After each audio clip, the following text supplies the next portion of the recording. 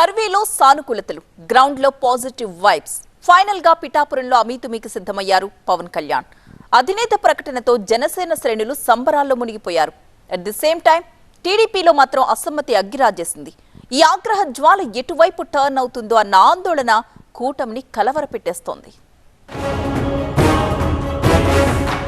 పొత్తులో భాగంగా వరుసగా స్థానాల్ని ప్రకటిస్తున్న పవన్ కళ్యాణ్ తాను పోటీ చేసే స్థానంపై క్లారిటీ ఇచ్చేశారు. మంగళగిరిలో పార్టీ ఆవిర్భావ దినోత్సవంలో పిఠాపురం అసెంబ్లీ నియోజకవర్గం నుంచి పోటీ చేస్తానని స్వయంగా ప్రకటించారు. పవన్ ప్రకటనను జనసేన శ్రేణులు చప్పట్లతో స్వాగతించారు. ఎమ్మెల్యేగా పోటీ చేయాలని మాత్రమే ఉందని, ఎంపీగా పోటీపై పెద్దల సూచనల్ని తీసుకుంటానన్నారు. జనసేన పవన్ కళ్యాణ్ పిఠాపురం నుంచి పోటీ చేస్తారు.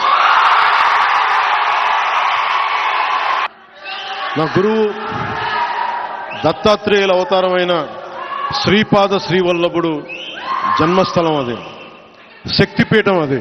అక్కడి నుంచి పోటీ చేస్తాం.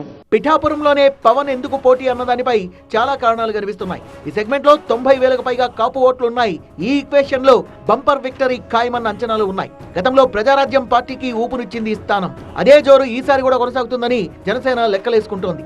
వారాహి యాత్రకు అనూహ్య స్పందన రావడం పోటీకి మరో కారణంగా కనిపిస్తుంటే, సొంతంగా చేయించుకున్న సర్వేలన్నీ కూడా పాజిటివ్ రిపోర్ట్సే ఇచ్చాయట. వీటన్నింటితో పాటు కాపు నేతల సవాళ్లకు సమాధానంగా ఇక్కడ పోటీ చేసి గెలవాలని పవన్ డిసైడ్ అయినట్టు స్పష్టమవుతోంది. పవన్ ప్రకటనతో జనసేన శ్రేణులు ఆనందంలో మునిగి తేలుతోన్న వేళ టీడీపీలో ఆగ్రహజ్వాల భగ్గుమంది. ఎస్వేఎస్ఎన్ వర్మ అనుచరులు టీడీపీ ఫ్లెక్సీలు, జెండాల్ని తగులుబట్టి నిరసన వ్యక్తం చేశారు. టికెట్ వర్మకే ఇవ్వాలంటూ డిమాండ్ చేశారు.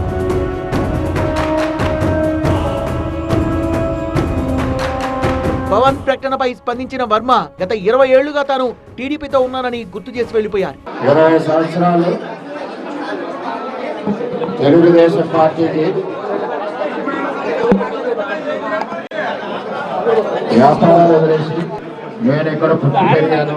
మరి పిఠాపురంలో అసమ్మతి సెగకు అధిష్టానం ఎలా ఫుల్ స్టాప్ పెడుతుంది, వర్మను ఎలా దారికి తెచ్చుకుంటుంది, ఎలాంటి హామీతో ఆయన శాంతింపజేస్తుంది అన్నది చూడాలి.